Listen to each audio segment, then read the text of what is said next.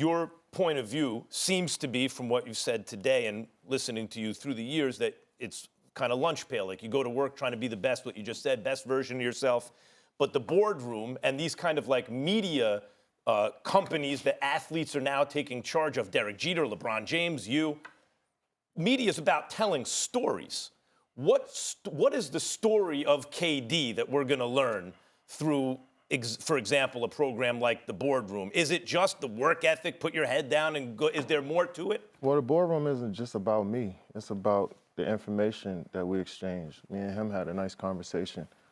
We had football players and rappers and women's and WNBA players just talking about a lot of different topics. It's not just about me, and I'm not on every episode. So I'm the force behind it. We had an idea that we wanted to, we wanted to come out with, but I'm not trying to take over anything. It's just about having my little space over here. We producing some content that people may like. If you like it, cool. If you don't, I'm sure there's other things you can get into, but we just trying to, spread some knowledge. What's the ultimate objective? And I ask that question only from the standpoint that we see you and a plethora of other athletes trying to extend their voice. Yeah. And obviously listening to you go at the media on several occasions. Clearly there's some question marks that you have about the media and their willingness to tell what you believe or know to be true. Yeah. Talk to me about the Boardroom from the perspective of really trying to make inroads in that regard, trying to help give players a voice, essentially. I feel like I've learned that athletes are more comfortable around other athletes, and I want to just give them a space to talk about the things outside of the game that they're interested in, and I want to know about it as well.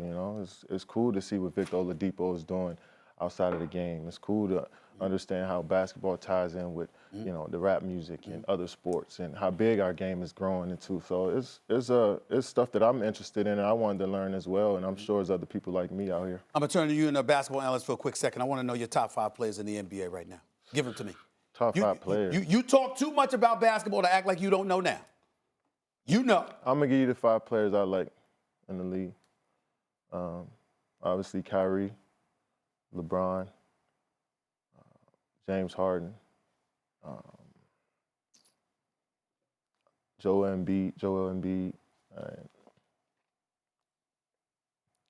I'm missing a lot of guys I enjoy, but Damian Lillard, probably the last guy. But, I mean, so many great players, the name just 5, but all of those guys, I just enjoy watching them play.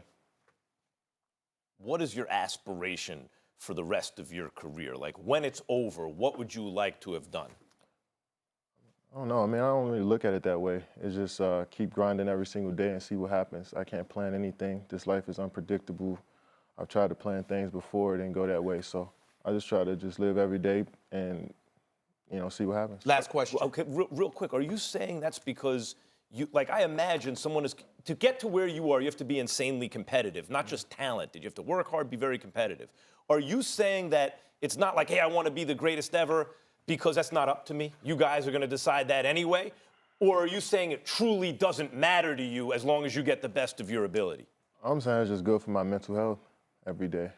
Not focusing on stuff I can't control. Championships are good for your health too, right? It's all right. It does a little part. It plays a little part for sure. All right. You winning when you bring one to Brooklyn? We'll see, man. We'll see. Thank you so much for being here. Thanks for having me. You're our neighbor now, so you can come anytime. You're right across the bridge, Katie.